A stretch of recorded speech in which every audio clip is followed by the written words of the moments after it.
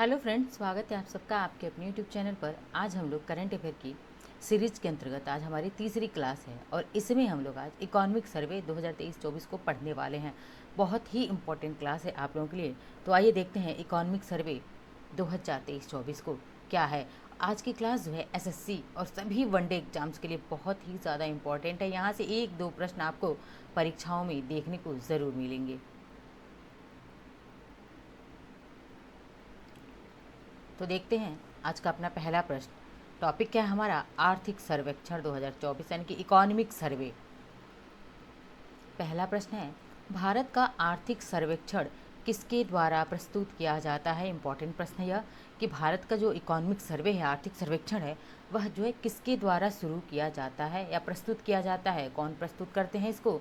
तो भारत के वित्त मंत्री, जो भी वित्त मंत्री होंगे, वर्तमान में कौन है? तो निर्मला सीतारमण जी हैं। कौन है वर्तमान में हमारी वित्त मंत्री?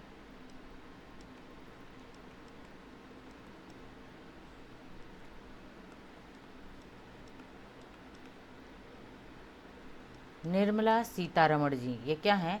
यह वर्तमान में हमारी वित्त मंत्री है और इन्होंने ही प्रस्तुत किया है आर्थिक सर्वेक्षण। यानी कि जो भी इस पद पर रहेगा, वित्त मंत्री के पद पर जो भी व्यक्ति हो, इस वक्त हमारी निर्मला सीतारमण जी हैं, लेकिन आगे जो भी होगा यह वित्त मंत्री ही क्या करेगा? आर्थिक सर्वेक्षण को प्रस्तुत करते हैं। आगे बढ़ते हैं, देखते हैं अपना अगला प्रश्न हमारा क्या है। तो हमारा अगला प्रश्न है, दूसरा प्रश्न कि भारत का पहला आर्थिक सर्वेक्षण कब प्रस्तुत किया गया था? यानी कि जो पहली बार आर्थिक सर्वेक्षण इकोनॉमिक सर्वे को कब प्रस्तुत किया गया था? तो 1950-51 में। कब? 1950-51 में पहली बार जो है इकोनॉमिक सर्वे को प्रस्तुत किया गया था। आम चुनाव भी कब हुए थे? पहली बार आम चुनाव भी 1951-52 में। पहली बार आम चुनाव भी कब हुए थे? इसलिए मैं लिख दे रही हूँ, यह हिस्ट्री का क्वेश्चन है एक, कि आम चुनाव जीएस का क्वेश्चन है। आम चुनाव हमेशा पूछ लिया जाता है क्योंकि इससे रिलेटेड है। डेट क्या है? इससे एकदम क्लोज है, इसीलिए मैंने लिख दिया यहाँ पे यह प्रश्न कि देखिए, पहली बार आर्थिक सर्वेक्षण कब होता है? 1950-51 में। आम चुनाव कब होता है? तो 1951-52 में पहली बार आम चुनाव हुआ था देश में। यह एक एडिशनल फैक्ट है आप लोगों के लिए। आगे देखते हैं तीसरा प्रश्न। भारत का आर्थिक सर्वेक्षण किस विभाग द्वारा तैयार किया जाता है? अब जो आर्थिक सर्वेक्षण प्रस्तुत कौन करते हैं? तो वित्त मंत्री। पहली बार प्रस्तुत कब हुआ था? 1950-51 में। लेकिन इसको तैयार किसके द्वारा किया जाता है? तो आर्थिक मामलों के विभाग के द्वारा। किसके द्वारा? आर्थिक मामलों के विभाग के द्वारा तैयार किया जाता है इकोनॉमिक सर्वे को या फिर आर्थिक सर्वेक्षण को। देखते हैं अपने अगले प्रश्न को। चौथा प्रश्न है हमारा, वर्तमान में भारत के मुख्य आर्थिक सलाहकार कौन है? यानी कि जो हमारे मुख्य आर्थिक सलाहकार कौन है इस वक्त? तो देखते हैं कौन है। We Anant Nageswaran. इम्पॉर्टेंट प्रश्न है कि हमारे इस समय मुख्य आर्थिक सलाहकार कौन है। यह प्रश्न वेरी इंपॉर्टेंट की श्रेणी में है। क्या है? वेरी वेरी इंपॉर्टेंट है, VVI है यह प्रश्न। इस समय मुख्य आर्थिक सलाहकार कौन है? तो वी अनंत नागेश्वरन है। सबसे ज़्यादा इंपॉर्टेंट हर परीक्षा के लिए, लेकिन इस समय सबसे ज़्यादा अगर इंपॉर्टेंट देखा जाए तो SSC CGL SSC MTS की परीक्षाओं के लिए बहुत ही ज़्यादा इंपॉर्टेंट है। आगे देखते हैं पांचवा प्रश्न। वित्त वर्ष 2024 में भारत की GDP यानी कि क्या है? GDP, gross domestic product. क्या होता है? GDP का full form gross domestic product होता है। सकल घरेलू उत्पाद इसे बोलते हैं GDP को। तो इसका विकास दर क्या होगी? यानी कि वित्त वर्ष जो है 2024 में भारत की GDP का विकास दर क्या होगा? क्या होगा? तो 6.5 से लेकर 7% तक, यानी कि 6.5% से 7% तक रहेगा हमारा भारत का GDP का विकास दर। कितना होगा? तो 6.5% से 7% तक। एकदम एग्जैक्ट डेटा याद रखिएगा, कंफ्यूज बिल्कुल नहीं होना है, क्योंकि एग्जैक्ट डेटा जब ऑप्शंस मिलते हैं हमें तो एकदम क्लोज ऑप्शंस मिलते हैं, जैसे 6.2, 6.3, 6.4 करके दे देगा। इसलिए आपको एकदम अच्छे से याद रखना है, क्लियर, कि 6.5% से 7% हमारा GDP का विकास दर होगा। GDP का फुल फॉर्म भी पूछा गया है कई परीक्षाओं में, ग्रॉस डोमेस्टिक प्रोडक्ट, यानी कि सकल घरेलू उत्पाद। आगे देखते हैं अपने अगले प्रश्न को। हमारा छठा प्रश्न है, चालू वित्त वर्ष में भारत की सकल घरेलू उत्पाद की वृद्धि दर क्या होगी? देखिए, GDP का जो है वृद्धि दर पूछा है, ग्रोथ रेट पूछ रहा है। क्या पूछ रहा है? ग्रोथ रेट पूछ रहा है। तो कितना रहेगा ग्रोथ रेट? 7% ग्रोथ रेट रहने वाला है चालू वित्त वर्ष 2024 में। अगला प्रश्न हम देखते हैं 7वां, भारत में आर्थिक सर्वेक्षण कब प्रस्तुत किया जाता है? ये मोस्ट इम्पॉर्टेंट प्रश्न है, ये पीसीएस में, ये पीसीएस 2021-22 में यह पूछा गया था यह प्रश्न कि भारत में आर्थिक सर्वेक्षण, पीटी में प्रश्न ये पूछा था पीसीएस के कि भारत में आर्थिक सर्वेक्षण कब प्रस्तुत किया जाता है? तो बजट से एक दिन पहले। कब प्रस्तुत किया जाता है? बजट से एक दिन पहले इकोनॉमिक सर्वे को प्रस्तुत किया जाता है। मोस्ट इंपॉर्टेंट प्रश्न है ये।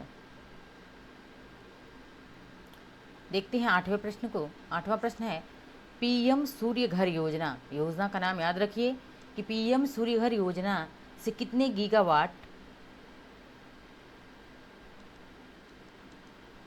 सौर, क्या है, सौर कैपेसिटी जुड़ने की उम्मीद है? तो कितने गीगावाट सौर कैपेसिटी जोड़ने की उम्मीद की जा रही है? किसके तहत?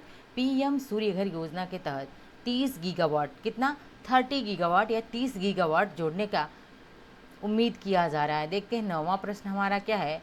9वां प्रश्न है, चालू वित्त वर्ष 2024 में खाद्य महंगाई दर बढ़कर कितने प्रतिशत हो गई है? तो इस समय 2024 में खाद्य महंगाई दर बढ़कर कितना हो गया है? तो 7.5%। कितना हो गया है? 7.5% हो गया है खाद्य महंगाई दर बढ़ कर के। आगे देखते हैं 10वें प्रश्न को। 10वां प्रश्न है, इकोनॉमिक सर्वे 2024 के अनुसार हर साल कितने लाख रोजगार देने की ज़रूरत है? तो कितने लाख रोजगार देने की ज़रूरत है? 78.5 लाख। कितना? 78.5 लाख रोजगार देने की ज़रूरत है। 11वां प्रश्न देख लेते हैं अपना। 11वां प्रश्न है, आर्थिक सर्वेक्षण में जंक फूड और अनहेल्दी खाने से कितने प्रतिशत बीमारियां होने की कारण है, यानी कि कितना प्रतिशत बीमारी होने का चांस है जंक फूड और अनहेल्दी खाने से? 54%। कितना? 54%। आगे बढ़ते हैं, देखते हैं 12वां प्रश्न हमारा है, आर्थिक सर्वेक्षण 2024 के अनुसार विदेश में बसे भारतीयों ने कितने अरब डॉलर देश में भेजे हैं? यानी कि विदेश में जो बसे हैं उन्होंने कितना अरब डॉलर भारत में भेजा हुआ है? तो एग्जैक्ट डेटा याद रखना है, 124 अरब डॉलर। कितना? 124 अरब डॉलर विदेशों से पैसा हमारे देश में आया है। अब देखते हैं 13वां प्रश्न। 13वां प्रश्न है, इकोनॉमिक सर्वेक्षण 2024 के अनुसार बेरोजगारी दर घटकर कितने प्रतिशत रह गई है? तो बेरोजगारी की दर घटकर कितने प्रतिशत रह गई है? 3.2%। बेरोजगारी दर कितना घटा है? तो 3.2% घटकर रह गया है। इतना जो है रह गया है बेरोजगारी दर। आगे देखते हैं 14वें प्रश्न को। आर्थिक सर्वेक्षण 2024 के अनुसार भारत का जो निर्यात की सेवन नहीं होगा, क्या होगा? सेवा निर्यात जो है कितना बढ़ गया है? देखिए भारत का सेवा निर्यात बढ़ा है इकोनॉमिक सर्वे 2024 के अनुसार। ठीक है, पूछिए बढ़ा है घटा है? तो बढ़ गया है। और कितना परसेंट बढ़ा है? तो 4.9%। कितना बढ़ा है? 4.9% बढ़ गया है हमारा सेवा निर्यात। ठीक है, आगे देखते हैं 15वें प्रश्न को। 15वां प्रश्न क्या है, वित्तीय वर्ष की शुरुआत कब होती है? इसको भी VVI लगाइए सब। IAS और PCS वनडे एग्जाम्स में तो पूछा ही पूछा है, लेकिन IAS, PCS, RO, CGL इन सब की PT में भी यह प्रश्न पूछा गया है कि वित्तीय वर्ष की शुरुआत कब से होती है?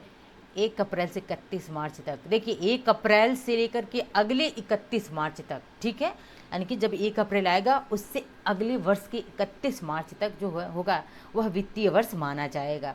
आगे बढ़ते हैं, देखते हैं अगले प्रश्न को। 16वां प्रश्न है, राजकोषीय घाटा किसे कहते हैं? इंपॉर्टेंट प्रश्न है यह। राजकोषीय घाटा उस समय उपयोग किया जाता है जब सरकार की कमाई क्या होती है? खर्चे से कम होती है। यानी कि सरकार की कमाई उसके खर्चे से क्या हो जाती है? कम होती है, खर्चा ज़्यादा होता है। राजकोषीय घाटा एक शब्द में समझें तो सरकार का क्या होता है? खर्चा ज़्यादा होता है, खर्चा ज़्यादा, और सरकार की कमाई कम। ठीक है, यानी कि सरकार की कमाई खर्चे से क्या हो जाती? कम। खर्चा ज़्यादा सरकार करती है, कमाती कम है, तो यह राजकोषीय घाटा कहलाता है। क्या कहलाता है? राजकोषीय घाटा कहलाता है। अब देखते हैं व्यापार घाटे के बारे में। व्यापार घाटा क्या कहलाता है? किसी देश की आयात उसके निर्यात से अधिक होना। आयात जो है निर्यात से क्या हो जाती है, अधिक हो जाती है, तो उसे हम क्या कहते हैं, व्यापार घाटा कहते हैं। आयात निर्यात से अधिक मतलब हम खरीदते ज़्यादा और बेचते कम हैं।